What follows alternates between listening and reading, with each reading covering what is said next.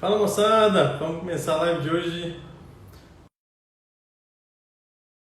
Na verdade, esperando a Lu entrar aqui para a gente começar atendendo a pedidos. A gente diminuiu a quantidade de lives da semana, mas com umas lives mais pontuais, digamos assim. A do Tony foi muito legal, a aula com o Halak semana passada foi absolutamente incrível. Ambas estão lá no YouTube, só chamar a Lu aqui.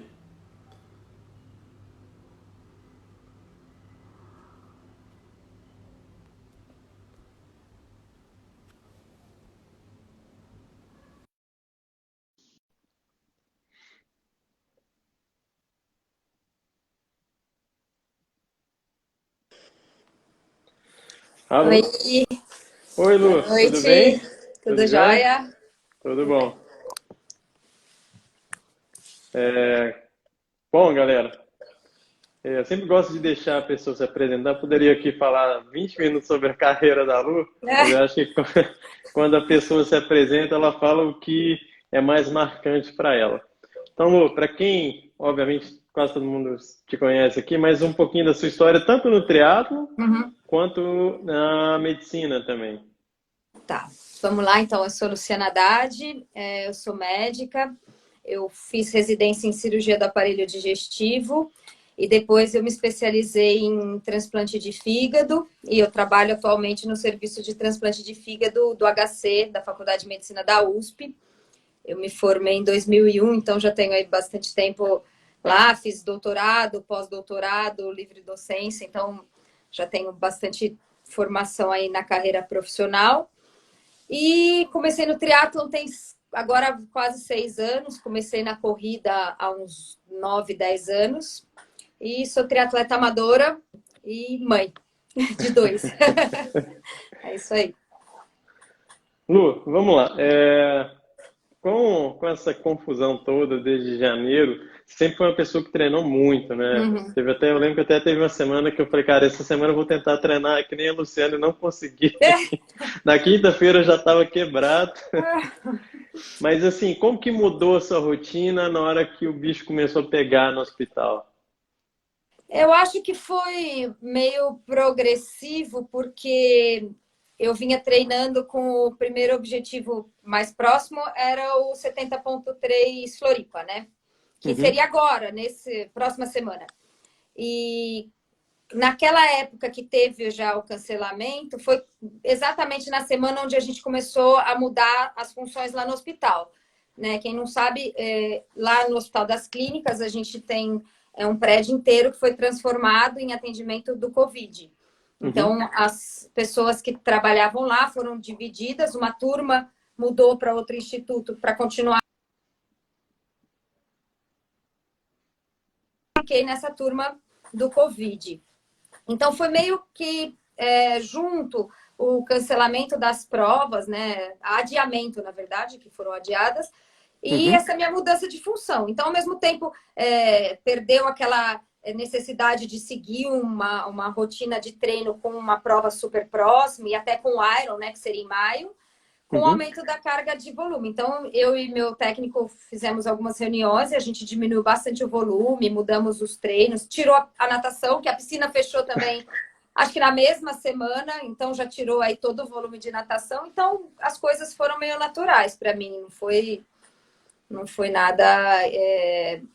E acho que para todo mundo, né? Acho que ninguém É, continuou né? treinando no mesmo volume, porque não faz sentido fazer um ciclo para uma prova que não vai mais existir. Então, Exatamente. a gente voltou Então, meio a fazer uma base, uma manutenção mesmo agora, nessa fase. e Lu, você tem trabalhado em média, assim, em dia normal, quanto tempo? A Que gente tempo que lá você tem. está sobrando para você treinar? A gente, na verdade, tem tomado um cuidado muito grande para a equipe não se sobrecarregar, né? Eu sou do grupo de gestão e essa é uma das questões que a gente tem priorizado. Mesmo as pessoas que fazem plantão noturno, sempre descansam no dia seguinte, porque a gente acha que isso vai durar um tempinho. Então, não adianta uma equipe extenuada.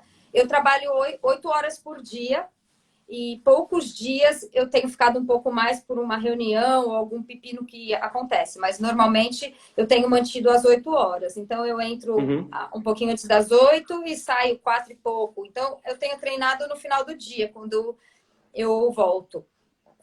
Alguns dias realmente eu tive alguma eventualidade, eu cheguei às 6, 6 e pouco, mas eu não tenho chegado em casa super tarde e dá para manter aí um treino no dia 2. Isso dá. É uma coisa, por exemplo, na minha rotina que melhorou muito, né, apesar de todo o problema, foi o... Teve até uma pergunta aqui que eu lembrei disso. Foi o sono, assim, eu tô dormindo mais, um pouquinho mais e melhor, assim, você também tá nessa? Então, eu resolvi tirar o treino da madruga, porque eu treinava sempre de madrugada, acordava muito cedo. E aí, no começo, eu percebi que assim, comecei a usar muito meu tempo em casa para estudar, para me informar, porque era uma coisa nova. Então, isso, na verdade, começou a me sobrecarregar mais. E aí, eu comecei a dormir muito tarde, porque eu ficava lendo, me informando, estudando. E eu vi que se eu fosse continuar acordando na madrugada, aí sim eu ia ficar muito cansada. Então eu falei, como o treino não é prioridade, eu vou deixar para treinar à tarde, porque se eu estiver bem, tiver sem mais nenhum compromisso, eu treino, mas se não, eu não treino. Mas eu vou priorizar o sono. Então também, assim, a minha prioridade é dormir bem para estar descansada. Então eu estou acordando agora bem mais tarde que o meu normal e mudou totalmente. Não, todo Agora eu já mundo. Eu, acostumei, tô cara, acordando às eu já 7 tô... horas, É, 6h50. Antes eu acordava às 4h15, 4h30. nossa, antes de Mudou seis e muito. meia tá quase impossível. Exato. Só que eu tô dormindo muito mais tarde também, né? Natural. Agora, depois a gente volta para a rotina Ajusta, né? antiga. É. Lu, queria ver sua opinião sobre dois pontos de vista. Uhum. Atleta, óbvio Uhum. que todos nós queremos sair para a rua, né? Aquela vontade de treinar fora. Uhum. E médico, né? Como você vê, Bruno, eu, por exemplo, não estou fazendo nenhum treino outdoor, todos indoor. Tem gente que está fazendo só corrida, tem alguns que estão Uhum. arriscando pedalar. Como que você vê essa questão dos treinos outdoor? Então, essa questão está sendo super discutida, né? Até umas 2 semanas atrás, esse assunto era o que mais me perguntavam no Instagram. E acho que eu já me posicionei desde o começo, agora acho que as pessoas me perguntam menos. Eu também tenho feito só indoor, basicamente por uma questão de respeito social. Assim, eu acho que a gente sabe que a recomendação é basicamente você não ter contato com outras pessoas, então manter o isolamento social. Mas em qualquer cidade, em qualquer conglomerado com um número grande de pessoas, é muito difícil definir prioridade de uso do espaço público. Então, aqui em São Paulo, por exemplo, os parques fecharam. Se a gente for correr, teria que ser na rua. Só que na rua é o mesmo ambiente onde uma pessoa pode falar que precisa passear com o cachorro, o outro precisa fazer sua caminhada, o outro. Eu acho que não tem como, do ponto de vista social e democrático, a gente se dividir para usar esse espaço público que restou. Então, eu acho que atualmente o que eu recomendo é tentar se exercitar dentro de casa, tentar adaptar. Eu acho que fora teria que ser com cuidado grande, assim, para respeitar realmente essa questão do isolamento. Então, acho que quem mora num sítio, quem está numa cidade super do interior, onde realmente aquele espaço nunca vai ser usado por muita gente, isso não é proibido. Aqui no Brasil, em nenhum momento foi proibido, né? A gente não teve aquele lockdown da Exato. Espanha, da Itália, onde isso foi proibido. Aqui em nenhum momento, nenhum governante proibiu atividade física ao ar livre, mas a gente, na verdade, foi orientado a restringir as saídas para coisas essenciais. Então, eu Exato. considero que não é essencial a corrida na rua, né? Assim, eu sei, adoro esporte, eu não conseguiria ficar sem me exercitar. Mas eu acho que a gente tem que fazer um esforço e tentar fazer em casa, mesmo quem não tem esteira, quem não tem rolo, faz um funcional, faz um aeróbio, alguma coisa em casa e tenta, por essa questão, assim, tentar adaptar nesse momento. Acho que é mais uma questão de respeito ao próximo e de ter um pensamento mais solidário em Exatamente. relação ao outro, né? E tem até uma questão, Lu, que eu estava discutindo com um amigo meu que é do Corpo de Bombeiros, que é o seguinte, vamos supor, você sai para pedalar, né, com esporte mais arriscado, né? Uhum. À medida que você aumenta a possibilidade de um acidente, você também É, aumenta a possibilidade de usar o serviço de saúde, né? exato. No ciclismo, isso para mim é muito claro. Assim, a gente sabe que é relativamente comum acidentes leves ou até mais graves no ciclismo. E eu acho que é o pior momento para você precisar ir para um pronto-socorro, né? Você vai chegar no pronto-socorro que está cheio de suspeita de Covid ou casos de Covid, você vai colocar Você vai ter mais chance de contaminação, vai usar um leito que poderia estar sendo usado para esse Exato, esse é atendimento. um Então, grande problema. e também saiu uma matéria que foi muito divulgada entre os atletas em relação ao distanciamento no ciclismo e na corrida. Acho que as pessoas devem ter visto isso aí nas redes, mostrando que para esses esportes a distância de 1,5 m não é suficiente. Porque, por exemplo, você está pedalando e o ar que você solta com as gotículas que tem o vírus, ele vai para trás e nesse estudo mostrou que chegava a 20 metros. Então, não dá, Eu você vi. teria que pedalar sem ninguém mesmo, respeitando pelo menos 20 metros. Porque se você tiver contaminado, você vai contaminar a galera toda que estiver com você. Então, isso também é Exatamente. importante. A gente acha que nós postamos aqui no Stories, né? Tem até tinha uns gráficos coloridos, Isso, né, bem né? legal, Aham. mostrando o ciclista e aquela área. E a gente sabe que é verdade, quando vem o vento, né, está pedalando, isso leva para uma distância muito maior do que se você estiver só parado conversando. Faz total sentido. Teve um caso de um amigo meu que mora em Girona, né? Uhum. E no primeiro dia do lockdown eles saíram sem saber, já estava rolando até a multa, né? Aí o policial parou eles e tal. Acabou não sendo multado, a multa lá acho que era de 1.000 euros, alguma coisa assim. É, E é um, é um pouquinho alta, muito, né? hein? Nossa. Mas o que o policial falou com ele foi exatamente, falou assim, cara, o problema de vocês pedalarem é o seguinte, vocês podem ocupar um leito de quem realmente está precisando e não pode evitar, né? Porque É, o cara pode evitar na rua. Quem está com o Covid, né, e precisa de um UTI não pode evitar, não é uma coisa evitável. exatamente, exatamente. Ele não tem opção. E agora, por exemplo, aqui em São Paulo, que a situação está chegando no limite, é o momento mais importante para as pessoas terem essa consideração, Uhum, porque dependendo do pronto-socorro que você for, realmente você não vai ter nem vaga. Então, principalmente quem depende do SUS, né, do sistema uhum. público, tem que ficar atento aí. Ia te perguntar isso mais para frente, mas já que você tocou no assunto, já está ficando cheio em São Paulo? Já, em São Paulo já. A gente já tem aqui na região central, né? O Emílio Ribas já está cheio, a gente já está quase cheio. Zona Leste, os 3 grandes hospitais já estão cheios e todos agora já estão perto de 90%, 90 e poucos por cento. E esse número, assim, às vezes está lá 95%, mas na prática ele está cheio, porque tem uma certa rotatividade, e isso é tudo sistema, né? Então, às vezes, no sistema Uhum. mostra um leito vago que já foi cedido, o paciente recebeu alta ou faleceu. Então, quando os sistemas começam a apontar acima de 90%, é porque está tudo cheio. Porque na rotina normal de hospital, UTI em hospital público bem disputada, vamos dizer, quando Uhum. tem a rotina normal. E a gente roda, às vezes, com 80%, 85%, porque tem essa rotatividade. Então, quando está acima de 90%, na prática, é porque já existe alguma dificuldade para conseguir vaga. Pergunta legal aqui da Silviane, também tinha anotado para fazer aqui. Você acha que até ter uma vacina é impossível ter prova, Lu? Você acha que esse tipo de aglomeração com centenas de pessoas é impossível? Pois é, né? Então, essa pergunta é muito complexa, porque tem muita coisa que a gente ainda não sabe. Essa que é uma questão em relação ao coronavírus. É uma doença nova. Uhum. Esse vírus foi o primeiro relato de uma pneumonia sem causa determinada de 31 de dezembro de 2019, ou seja, é super recente. O vírus foi codificado no final de janeiro, 21 de janeiro, fizeram o genoma dele. Então, a partir daí é que começaram a ter qualquer informação a respeito. Então, a gente ainda não Uhum. sabe, por exemplo, se a imunidade vai durar ou não vai durar, se quem teve não vai ter de novo ou não. Uhum. Como vai evoluir países que restringiram, fecharam e começam a abrir. Então, vai demorar um pouquinho para a gente ter essas respostas. A China é um país que a gente tem menos informação em relação ao que acontece lá. A gente sabe, por exemplo, que eles já abriram o Wuhan, mas de uma forma super controlada. Lá as coisas são muito Sim. controladas. Eu acho que a Europa é Bem mais restrito, fácil né? de... A gente vai ter mais ideia quando a Europa começar a abrir.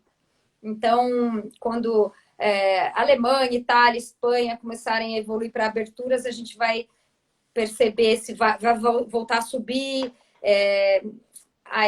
Mas eu acho que assim, as coisas estão acontecendo meio que semana a semana, né? É meio como as provas aqui no Brasil. Espera um pouquinho, ver até quando dá para manter, não deu mais, cancela. Aí vai mais umas 3 semanas, cancela. Hoje, por exemplo, eu recebi um e-mail do Hot Dolomitas e mais um que eles acabaram de cancelar, que é julho. E acho que vai ser meio nessa toada. Vai ter que ir observando como as coisas estão caminhando. E eu acho que é a última coisa que volta. Esse que é o problema. Porque é aglomeração por um tempo longo.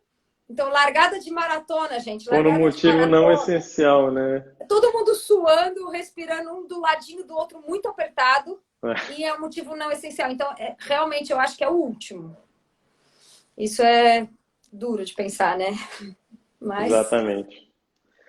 Lu, uma pergunta, não sei se é sua área, se você estuda isso, a questão, muita gente tem essa questão da imunidade, né, Uhum, de se a alimentação ajuda ou não, se treino ajuda ou não, tem muita gente falando que treinar um pouco menos para não desgastar tanto. uhum, Como que você vê essa questão da imunidade, que é importante, né, com relação a não só essa epidemia, mas agora que a gente está chegando na época de frio, uhum. todas as viroses que vêm agora é bastante importante, né? Não, eu acho que existe sim essa relação de você estar equilibrado com o corpo saudável e em relação à imunidade. Então, uma boa alimentação, sono é super importante. Então, déficit de sono prejudica muito a imunidade. Então, atividade física leve ou moderada só ajuda. Isso tudo melhora a imunidade. A gente sabe que atividade física em excesso prejudica a imunidade. Todo mundo já viveu isso, né? Quando está perto de Ironman, quando está no pico de treino, tem Fica gente que doente. tem herpes que ataca ou fica gripado porque a imunidade caiu. Então, a gente tem que treinar, mas não excessivamente. Então, treinos muito intensos por muitos dias seguidos é Uhum. ruim. Acho que ninguém está fazendo isso agora, não faz Né? sentido. Então, As mas brincadeiras no Swift, né? exatamente, exatamente. Mas aí você faz um treino puxado no sábado, no domingo faz um leve, segunda também, aí já não vai ter problema, óbvio. E a alimentação com bem diversa, vitamina C e tudo que uma alimentação bem balanceada só ajuda. Isso é importante. Mas a gente não pode ter um discurso do tipo, eu sou saudável, como bem, treino, eu não vou pegar. Isso não existe. Então, assim, a gente vê casos e tem casos de gente que é saudável, que é esportista e que pegou. Então, isso não te garante uma imunidade a ponto de você não pegar o vírus, entendeu? Então, isso também é perigoso, a pessoa se achar, tipo, histórico de atleta. Não, Não vou... não, e não só pegou, como foi internado, né? Exato, exato. Tem casos graves, tem até casos fatais. Então, assim, ajuda, mas não é uma proteção como uma vacina, né? Infelizmente. Mandar um abraço aqui para a Vanessa, lá do Canadá, tá Ah, assistindo a gente Vanessa, aqui. tadinha. Tá lá Gente finíssima, isolada, tá também no front lá, ela é médica, ralando. né? É. Bom, Lu, é, aproveitando a pergunta aqui do Adriano Godoy, Uhum. quando como que você vê assim de previsão hoje, olhando hoje? Você acha que a gente consegue ter provas para os amadores no segundo semestre? Talvez para o profissional sim, né? Mas para os amadores Então. você consegue ver no segundo semestre? Então, é isso que eu te falei. Vai depender um pouco aí do desenrolar das próximas semanas e meses. Eu acho que um critério, por exemplo, que o Trump está planejando lá para os Estados Unidos é interessante de observar. Quando os casos começarem a cair, ele prevê assim, que se todo dia continuar caindo, aí ele vai fazendo aberturas progressivas e tem que continuar caindo. E lembrando que evento esportivo vai ser o último. Então, acho que a Uhum. gente tem que observar isso. Quando começar a cair, a gente ainda está na fase que a gente só sobe, sobe, sobe, sobe. Vai Isso. chegar um momento que a gente vai chegar no platô. Então, vai ter dia que sobe, dia que desce, dia que sobe, dia que desce. Aí, num dado momento, a gente começa a cair. E aí, quando começar a cair, e com reaberturas parciais, eu acho que então, talvez final de maio, comece essa fase, tomara. E Uhum. aí, maio, junho. Em junho a gente vai ter uma ideia. Mas acho Lu, que uma não pergunta sobre tenho muita isso. certeza. Quando você fala começar a cair, é mortes, infecções e Não, infecções. se for infecções, você acha que a gente está testando o suficiente para ter esse panorama real? Então, para começar, a gente vai precisar testar mais. Até foi interessante que ontem o novo ministro falou exatamente isso no discurso dele. Ah, a gente vai testar. O problema é que não tem insumo. O mundo inteiro está competindo pelo mesmo insumo que é usado para os testes. Então, os americanos Uhum. querem comprar tudo que tem no mercado porque eles também sabem que precisa testar para poder liberar. Então, a gente primeiro vai ter que conseguir testar mais amplamente, muito mais. A gente testa pouquíssimo em relação a qualquer outro país. Aí, quando a gente estiver testando muito, a gente vai ter esse dado. Então, a gente ainda está atrasado. Porque os óbitos sempre refletem mais ou menos o que aconteceu 2 semanas atrás, sabe? Uhum. A gente tem esse doente, ele complica depois do 8º dia, 10º dia que ele complica. E então os óbitos acontecem na 2ª semana. Isso a gente já sabe, é clássico. Então, o que está acontecendo agora reflete 2 semanas atrás. Então, não é um dado bom. O certo seria a incidência mesmo da infecção, mas que o nosso dado não é real.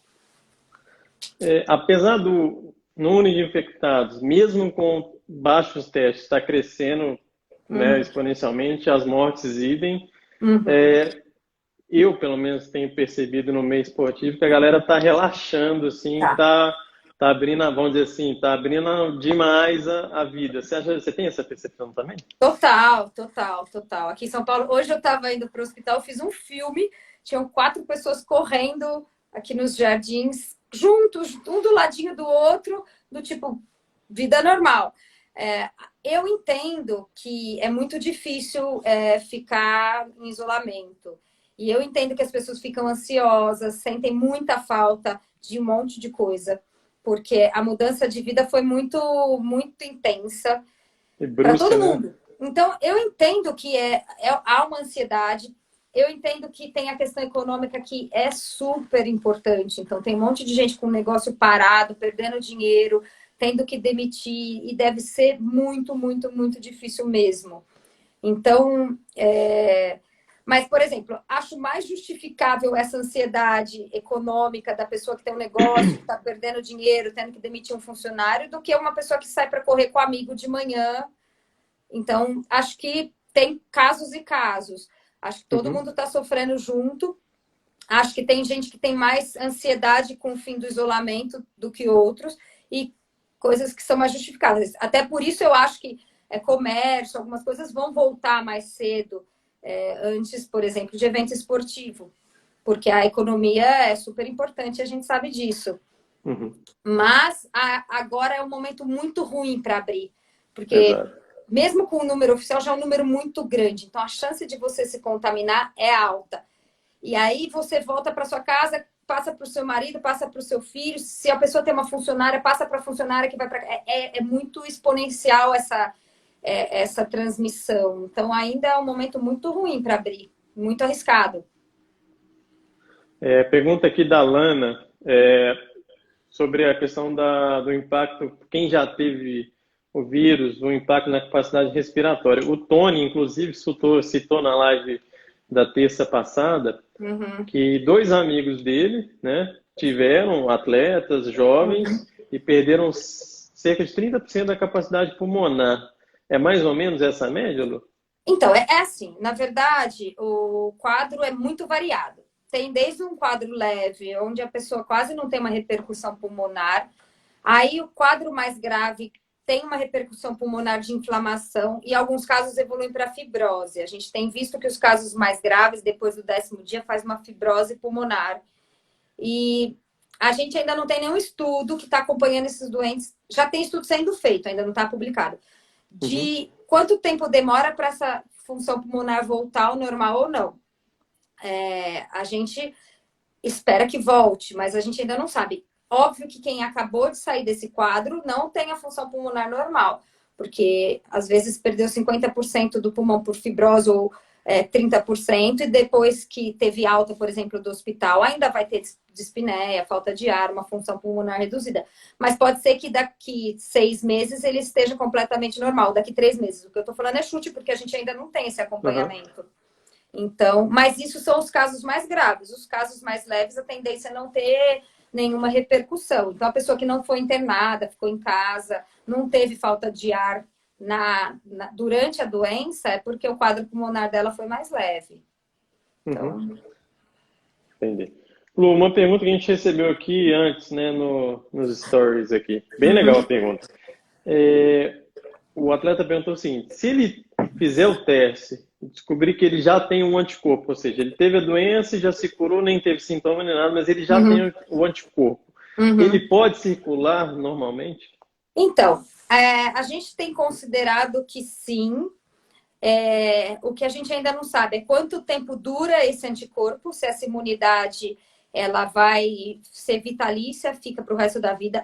A maioria dos estudos tem previsto que não, pelo tipo de vírus, né? Que é um tipo de vírus RNA, que é mais parecido com outros vírus da gripe, que a imunidade acaba. Por isso que a gente tem gripe por influenza várias vezes, porque depois de 1 ano ou 2, a sua imunidade deixa de existir, você não tem mais o anticorpo. Mas, a princípio, agora, logo após a doença, se você fez realmente a sorologia e tem o anticorpo, porque tem gente que não está desenvolvendo o anticorpo.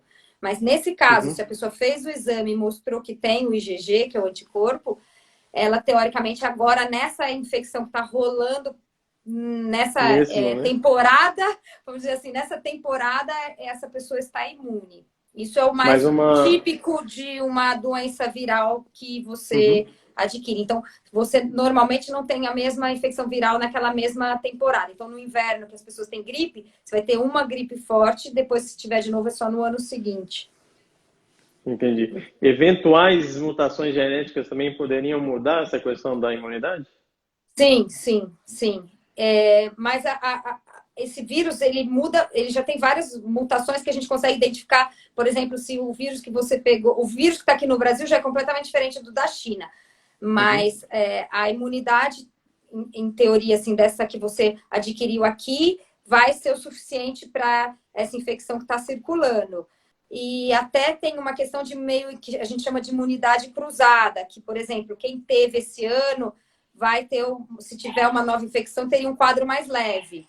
Isso também mas são hipóteses. A gente só vai responder com certeza, por exemplo, em relação a isso daqui a 1 ano, quando tiver de novo inverno e tal, se vai ter outro pico, como vai ser, se o vírus vai ter mutado, ou se ele vai ter, por exemplo, sumido, porque já aconteceu vírus que depois ele some. Então, não dá para saber.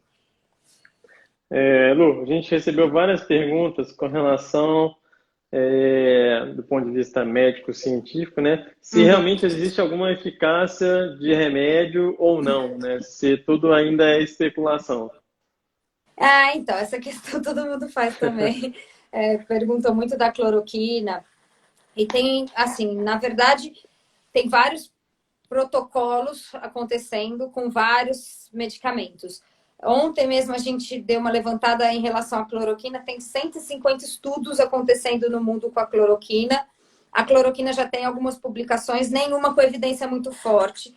Mas tem muito serviço usando porque tiveram efeitos in vitro, né? Quando faz o teste no laboratório, ela funcionou. E esses estudos com seres humanos tá começando a sair, então as pessoas ainda estão esperando. E como ela é uma droga que, assim, usada no hospital, evento adverso, que é uma parte cardíaca, a gente consegue controlar. Então, no hospital, ela tem sido usada na maioria dos hospitais. Mas tem sido usada várias outras drogas, assim, tipo corticoide, que a gente usa no protocolo, anticoagulante. Tem uns inibidores, uns MABs da vida, que a gente chama, que também estão sendo testados. Tem muita coisa sendo testada para ver o que funciona e o que não funciona. Então, talvez... Mas todas as drogas paliativas, né? Não existe nada que seja preventivo, né? A gente não chama... não é paliativo, é tratamento, não é prevenção. Então, é tudo para tratamento. Então, a pessoa está com a doença e, em geral, esses estudos estão sendo feitos para os casos que têm sintoma, que a maioria em ambiente hospitalar. Porque o caso com pouco sintoma, que está em casa, É uma gripe, é ruim. Eu tive vários amigos já que tiveram. Tem uns que tem muita dor no corpo, fica com febrão 2, 3 dias, fica mal mesmo, de cama e tal, mas passa, né? Então, assim, toma em casa dipirona, Tilenol e fica bem. Então, os casos hospitalares é que a gente tem testado muita droga, o mundo inteiro, na verdade, está testando muita coisa. Uma pergunta aqui da Marina, e também é bem legal. O perfil dos casos no Brasil é um pouco mais jovem do que em outras partes do mundo, né? Uhum. Como que você enxerga isso, e principalmente pelo público atleta, né? Que tem o público jovem, a porcentagem de atletas é muito grande, né? A nossa incidência é um pouco mais jovem, embora ainda maior em idosos, né? A gente tem 64%, 65% acima de 60 anos, 70%, depende do dia e tal, mas tem uma porcentagem maior em jovem. Acho que é o perfil da nossa população. A nossa população é mais jovem do que a população europeia. E também tem a questão da comorbidade, né? Que são outras doenças associadas, que a gente tem muitas pessoas mais jovens com comorbidade. E também acho que a questão do isolamento, que talvez os idosos tenham um pouco mais de receio, estão respeitando um pouco mais do que os jovens, então os jovens estão se expondo mais, então tem mais infecção. E olha que a gente testa pouco, então, na verdade, eu acho que se a gente estivesse testando geral, porque o idoso complica mais, interna mais, acaba testando. Sim. Tem muito jovem que está tendo e a gente nem considera ele na casuística porque ele não foi testado. Ele pegou, ficou com a gripe, ficou mal em casa e recuperou. Então, eu acho que quando começar a testar amplamente, a gente vai ver que tem muito mais ainda na faixa etária mais jovem. Tem alguma estatística de quantos desses casos fantasmas existem para cada caso testado? Então, saiu um estudo que a Universidade de Pelotas está fazendo, que eles fizeram um sorteio várias casas e coletaram 5.000 amostras, quase 5.000. Mas é parcial, eles vão coletar muito mais. Mas eles já soltaram um parcial para ter uma ideia e eles falam mais ou menos 7 vezes o número oficial. Então, se são 25.000, já seria 175.000. Baseado nessa amostragem, para ver quantos deram positivo dessa população. Ainda é um número pequeno para esse tipo de estudo epidemiológico, precisa fazer uma amostra bem maior. Mas já dá para ter uma ideia. A gente sempre pensa, é pelo menos 5 vezes mais, 4 vezes mais, por aí. Ou seja, tá bem pior do que a gente está sendo informado. Mas são de os casos mais leves, que são mas realmente que transmitem, né? Transmitem, esse é o problema. O problema é esse. O caso leve, ele fica bem, mas ele pode passar para um idoso ou uma pessoa que tem um problema cardíaco, um diabético, que vai ter o caso grave. E aí, esse que vai para o hospital e vai chegar no hospital, não tem vaga. E é uma rede que vai... Acho que pior ainda os assintomáticos, né? Os portadores assintomáticos. Pois é, se essa pessoa não toma cuidado, ela pode espalhar para uma galera, assim. Por isso, daí que começaram a recomendar o uso da máscara. Porque não era recomendado no começo, porque a máscara não evita que você pegue, ela evita que você transmita. É para segurar a sua gotícula. Mas é que como tem o portador assintomático, ele pode estar indo no mercado, numa farmácia, ele não sabe, e aí ele pode transmitir para essas pessoas. Por isso a máscara protegeria da disseminação desses casos. Então, daí a recomendação de todo mundo usar máscara para sair de casa. Que foi uma coisa nova, né? Que mudou. Pergunta aqui do meu amigo André, aqui de Brasília, famoso Cafuné.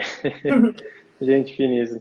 Ele está perguntando sobre a questão da contaminação entre os profissionais de saúde. Parece que no Rio é que está pior, né? Nossa amiga Mel, inclusive, Mel Guedes, lá do Rio, triatleta, estava início com a gente, pegou, né? Médica também, pegou e teve que ficar 3 semanas fora do hospital. É um grupo de risco, porque está muito mais exposto. O que a gente tem visto é assim, lá no hospital, por exemplo, as enfermarias que são sabidamente de Covid, a gente toma muito cuidado. Então, na minha enfermaria, por exemplo, a gente ainda não teve nenhum caso. E nas nossas enfermarias e UTIs de Covid, a gente tem tido muito pouco caso. Por quê? Porque a gente sabe que lá todos os doentes têm Covid. Então, a gente entra completamente protegido e é um protocolo rigoroso, bem rigoroso, de paramentação, desparamentação, que a gente chama, que é para entrar no quarto, examinar o doente. Então, por exemplo, não entra com celular, aí você coloca o avental inteiro, coloca aquela face shield, 2 máscaras, luva, gorro, e aí quando sai, joga tudo fora.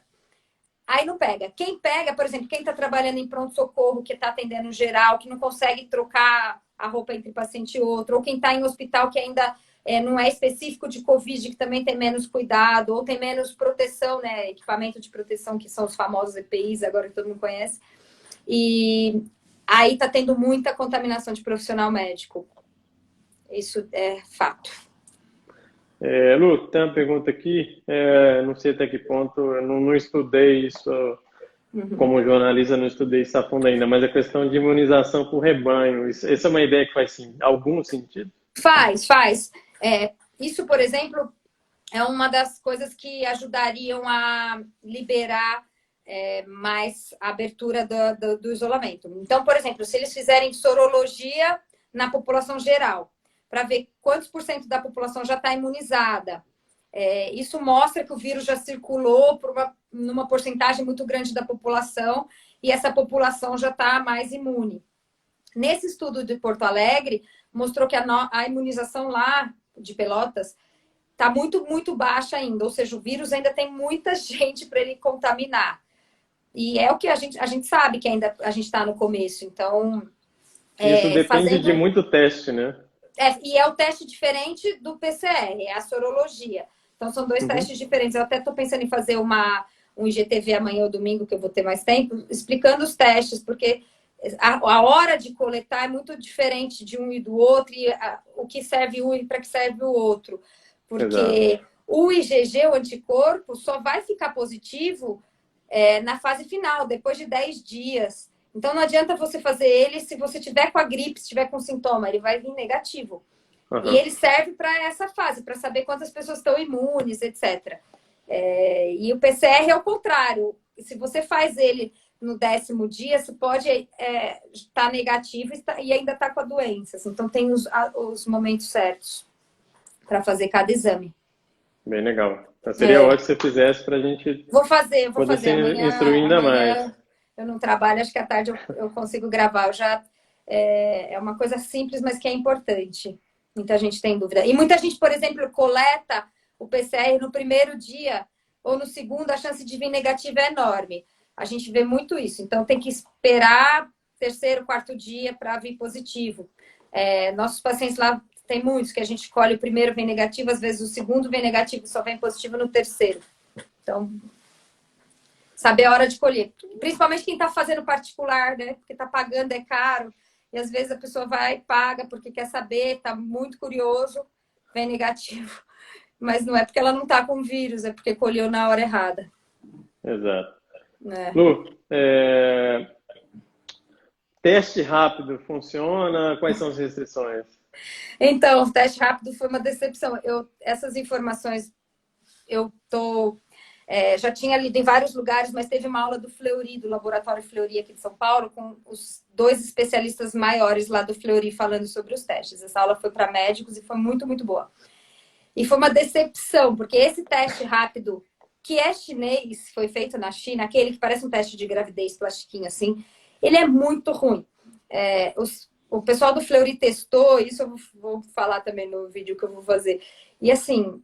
eles pegaram, por exemplo, 10 pacientes positivos e esse teste rápido, em alguns casos, só deu positivo em 1 paciente. Então, tem um falso negativo de 50%, 60%, 70%. Ou seja, ele é muito ruim. Aí, o que eles falam, individualmente, ele não tem nenhuma serventia. Porque se ele vier negativo, você não vai saber. Ele serve para amostragens populacionais enormes, para fazer um estudo de baixo custo, porque ele é bem mais barato. Mas o melhor é fazer a sorologia no sangue, coletando o sangue mesmo. E não aquele que parece um teste de gravidez, que é com uma gotinha. Isso Legal. É bem, bem ruim. Ótimo saber isso, Lu. Pois é. Eu acredito que, do nosso ponto de vista, da imprensa, Uhum. A pior coisa de toda essa crise hoje são a questão das fake news, né? A última questão da água, como é que é? Da água tônica, né? É, Que o povo saiu tomando gin tônico achando que estava curado. Como que não, tem isso muita coisa. impacta o sistema de saúde? Como que a classe médica vê a questão das fake news, que é uma coisa completamente absurda hoje em dia? Eu acho que uma coisa que eu percebi, não sei se você também como jornalista, é que graças a essa preocupação geral e tal, as pessoas estão se informando mais pela mídia oficial. E estão checando na mídia oficial. As fake news são divertidas, chegam nos grupos de WhatsApp, chega para todo mundo, eu recebo todas, todo mundo, né? Roda. E aí você lê e fala, caramba, será? Algumas até falam, será, né? No começo. Aí eu entro nos jornais, entro nas mídias oficiais e pronto. Você fala, não, óbvio que não. Então, acho que até deu uma diminuída, né? No começo, acho que teve mais história estranha, Deu, assim. deu. O Acho próprio que agora... Twitter, o Facebook estão restringindo, né? Tem um trabalho. Então, eles também estão apagando o post quando tem uma coisa que é claramente fake news, assim. As pessoas acho que estão ficando um pouco... E a gente também agora, cada dia mais, tem mais informação. Então, à medida que a gente começa a ter informação real, científica, diminui a margem para fake news, né? Então, por exemplo, sei lá, no começo podia falar, o vírus mata 50%. Agora a gente já sabe, não mata 50%, porque a gente já tem a casuística dos países super sérios que fizeram estudo, então a gente sabe que a mortalidade esperada varia de 1 a 5, 6%, mas, ou seja, não é mais que isso, né? Não vai dizimar a população esse vírus. Então, já melhora um pouco a história. Mas ainda é muito grave, né? Se pensar que, Lógico. em termos numéricos, isso pode ser um número realmente exorbitante, assim. O problema central é a velocidade, né, Lu? É a velocidade de propagação, né? Porque é o seguinte, se você consegue dar o atendimento adequado, o resultado é muito melhor do que se você não consegue. Então, se você consegue oferecer para o doente grave um leito de UTI, com todos os recursos que ele merece, que é um médico, um enfermeiro, um fisioterapeuta, toda a estrutura, infraestrutura de atendimento, medicamento, etc., ele tem uma chance de superar o quadro que não é pequena. Agora, se ele não tiver acesso a nada disso, aí o resultado vira... Então, assim, esse é o problema. Se a gente tiver com todos os leitos de UTI lotados, o próximo paciente que chegar não vai ter acesso a isso. E esse doente vai ter uma mortalidade muito maior. Então, a gente precisa dar tempo do sistema ir se equilibrando para conseguir atender o máximo possível de pessoas. Aí a mortalidade fica mais controlada. E nos Estados Unidos aconteceu em Nova York desse momento que eles perderam o controle, então tiveram muitos óbitos em um dia. A Itália passou por isso, a Espanha passou por isso. A gente ainda não está nesse momento, só Manaus que teve um momento assim, agora eles estão meio tentando equilibrar com os novos ventiladores. Aqui em São Paulo ainda não está nesse momento, e a gente gostaria muito que esse momento não chegasse, porque isso é muito ruim, muito difícil para a equipe de saúde, assim, não poder oferecer o tratamento. Eu vi uma matéria da BBC na Itália que algumas pessoas morreram de apendicite porque não tinha como operar. Não tinha, exato, infartado. Eu já li também algumas pessoas que infartaram e não tiveram acesso ao cateterismo, à UTI, e também morreram. Que não morreria se fosse fora dessa época. Então, é muito complicado quando o sistema de saúde chega nesse ponto. Então, isso que a gente não quer que aconteça. Lu, por isso tem que ficar em casa, né? Aquela volta tudo, né?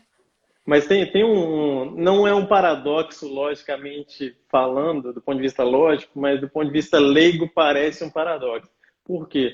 Porque a pessoa fala assim, não está morrendo tanta gente, então podemos sair do isolamento, né? Exato. Então, é uma grande falácia, na verdade, pensar assim. Eu falo que é cruel com as pessoas que pregam o isolamento social. Porque quando ele está funcionando, as pessoas têm a impressão que está tudo bem, que eles estão exagerando. Então falando, não, os médicos estão exagerando, não está morrendo gente. Mas exatamente, não está morrendo gente porque a gente está conseguindo tratar. E aí está mais controlado. É difícil essa situação, difícil mesmo. E aí você escuta principalmente de quem tem problemas econômicos e tal. Mas eu estou perdendo dinheiro, eu tenho que demitir.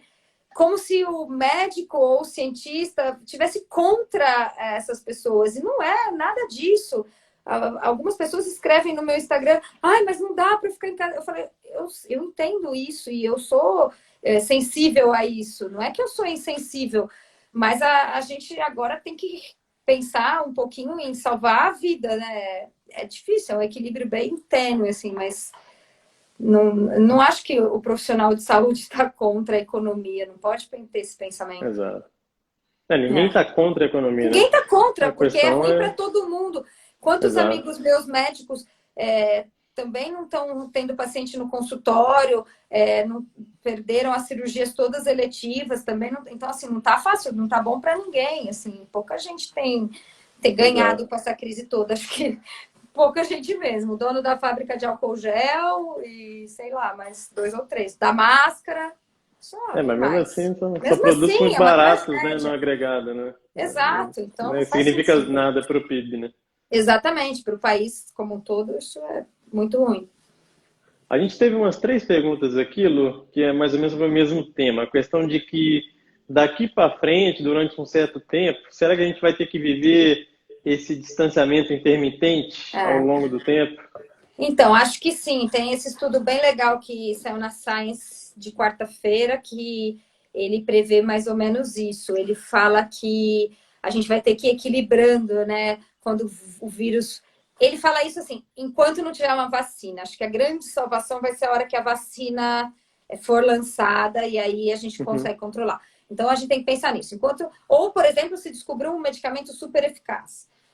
Mas vírus, RNA é difícil, um medicamento assim super eficaz. Mas a vacina vai surgir. Isso demora, mas vai surgir.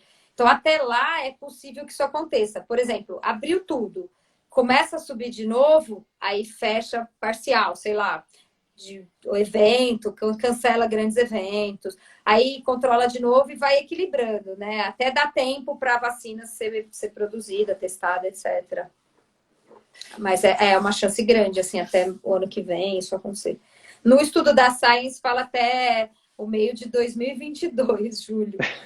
Mas é que eles colocam exatamente isso. Se a vacina sair antes, aí muda o cenário. Exatamente. A Natasha está falando aqui que ninguém está feliz em casa. Vale lembrar que nós não estamos em isolamento. Nós estamos numa situação muito diferente da Europa, por exemplo, mas completamente diferente. Conversa com quem ficou lá na Itália, realmente. Tiveram alguns países que tinham umas regras super rígidas até para ir no mercado. Meu cunhado que mora na Espanha, ele estava indo para o mercado com o filho. O guarda parou e falou, não, é um só, volta. Não tem porquê. Mesmo eles morando juntos na mesma casa, então era muito mais restrito. Aqui a gente ainda tem muita liberdade. Se você resolver ir no mercado todo dia, 2 vezes por dia, ninguém vai falar nada, né? Se achar que virou um programa ir no mercado. Então, a gente tem só uma recomendação, mas a gente não está em lockdown. Exatamente, que estão comentando. Isso não é um lockdown, é só um isolamento social, né? E é a nossa oportunidade para poder fazer direito para evitar o isolamento. Isso que muita gente não entende, né? Eu acho que a recomendação é exatamente essa. Tanto que ele fala, para você sair para o essencial. Então, é o bom senso. Faz mercado uma vez na semana. Se precisar de uma coisinha simples, pede uma entrega. Até para ajudar os entregadores e tal, pede uma entrega. Acho que alguém está comentando que na Itália subiram os números de infectados. Ontem também já tinha subido. É isso, começa a abrir, dá uma liberada, a chance de subir o número de infectados é grande. Subiu o número de infectados, dali 2 semanas vai ter óbito, sabe? Então, é complicado. A Rosinha está comentando aí do estacionamento. Só uma pessoa. Então, eu acho que tem muita coisa sendo feita assim pelas próprias pessoas para tentar organizar. Tem mercado aqui em São Paulo que faz bonitinho. A fila na calçada com a marcação de 1,5 m, aí controla a entrada. Porque senão, por exemplo, na véspera da Páscoa eu fui no mercado, fiquei uma fila na calçada, bem espalhada, entrava pouquinho para evitar aglomeração dentro do mercado, né? Nossa amiga aqui, Samir, lá do Patagônia, falando que no Chile, até semana passada, exigia autorização da polícia até para passear com o cachorro. Essa semana está Então, começando a liberar um pouquinho em Santiago. você vê, e aqui no Brasil as pessoas estão assim reclamando. Eu acho que se cada um fizer a sua parte direitinho, eu acho que a gente talvez não entre em lockdown. Acho que a gente vai só ficar nessa recomendação, que é muito mais tranquilo, entre aspas, né? Porque tranquilo não é para ninguém. Mas eu acho que a ideia dos governantes é evitar, né? Até porque politicamente é muito complicado o cara bancar um lockdown, assim. Porque no Brasil a questão política acaba influenciando muito Muito, né? as condutas. Lu, teve uma pergunta também antes da live, no Stories, que é o seguinte, é bem legal a pergunta. Se por acaso daqui 2, 3 semanas as coisas comecem a reabrir, inclusive academias, por exemplo, Uhum. quais são os cuidados, o que que a gente deve continuar evitando, mesmo estando aberto, e que tipo de cuidado a gente deve ter, continuar tendo, né, à medida que isso for aberto? Eu acho que assim, nesse começo, ainda tentar manter a distância de 1,5 m. Então, mesmo nas coisas que estiverem abertas, eu acho que eles vão fazer, por exemplo, restaurante, colocar mesas mais afastadas, muita higienização das mãos, porque o que leva muito vírus para o nosso corpo é a mão que a gente coloca na boca ou no olho, e aí você encosta a mão em qualquer lugar. Então, andar com álcool gel no bolso, toda hora lavar a mão, isso tem que ser um hábito que a gente vai ter que manter. E aquela questão, né? Quem for espirrar ou tiver com quadro gripal e tal, sempre de máscara. E manter essas questões de higiene que a gente tem acostumado agora, de quando entrar em casa, higienizar os produtos, tirar o sapato, para também não levar da rua para casa alguma contaminação para a pessoa que está em casa. Então, essas coisas são mais simples, entre aspas, mas são hábitos, né? Acho que a gente pode manter e acho que vai ter que ser mantido por um tempo. Exatamente. O Ed, meu amigo lá da Flórida, também está falando aqui que eles fizeram, como no Brasil, né, uma quarentena mais voluntária e que Uhum. realmente abaixou a curva, né? Aqui É, em Brasília caiu significativamente o número de óbitos, né, depois que começou essa isolamento, distanciamento, vamos dizer assim, né, uhum. mas um distanciamento, né? Acho que realmente tem um efeito muito positivo, né? Funciona. Aqui também, com certeza, aqui em São Paulo. Por isso até que as pessoas ficam um pouco angustiadas com essa prorrogação, mas é porque como a nossa curva achatou, o nosso pico foi empurrado.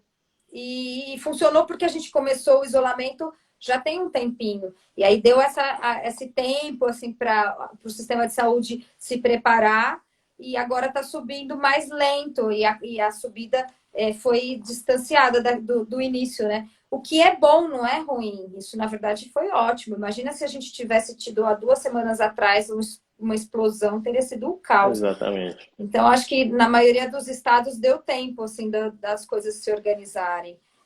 Funcionou. realmente.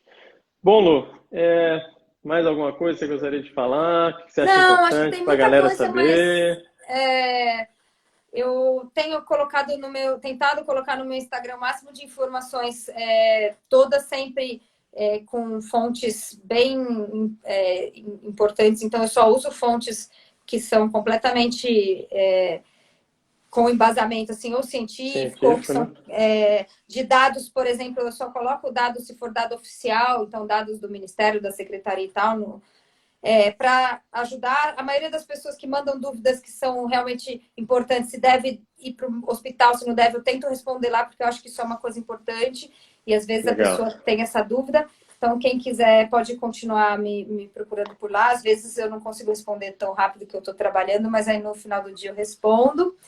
E é isso, eu vou tentar fazer esses vídeos, mas só no final de semana que eu consigo, porque durante a semana é mais difícil. Mas quem tiver sugestão, ideia e tal, pode mandar que eu tento ajudar lá, porque eu percebo que tem uma carência de informação e acho que com informação a gente consegue lidar melhor com todas essas questões. Então, tá perguntando se eu acompanho o Átila? Acompanho, lógico.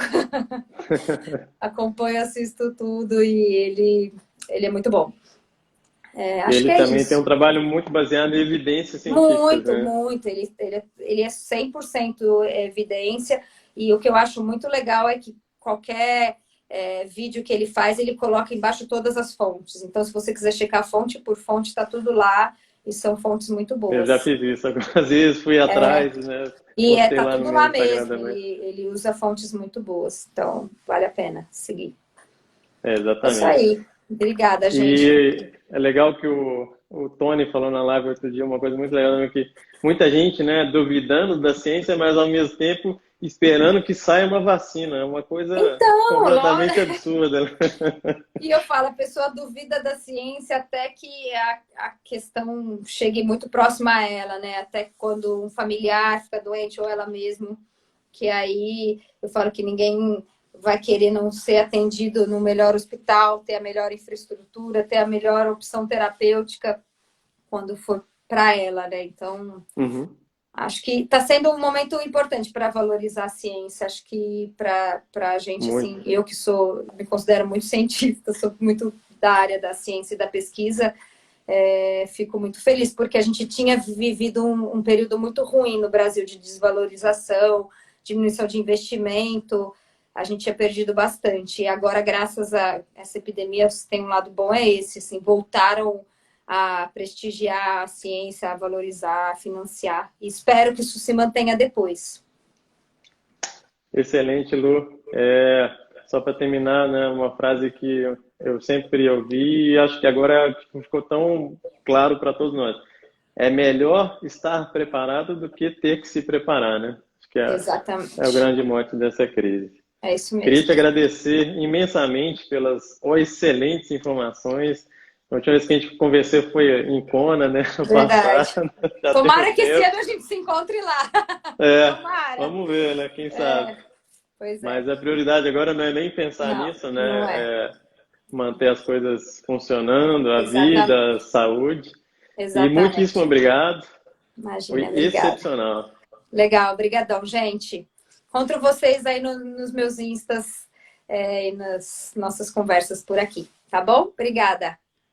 Galera, quem não segue a Lu tem que seguir, é essencial a informação. E essa live, como as últimas, vai estar no YouTube também, provavelmente amanhã. Legal. Que aí o pessoal pode rever, assistir tudo. Várias das perguntas foram feitas depois. Me avisa que eu coloco lá também para a galera que quiser assistir depois. Legal. Claro, te mando sim, Lu. Muitíssimo obrigado, galera. Boa noite, bom final de semana de treinos. Boa noite. Valeu.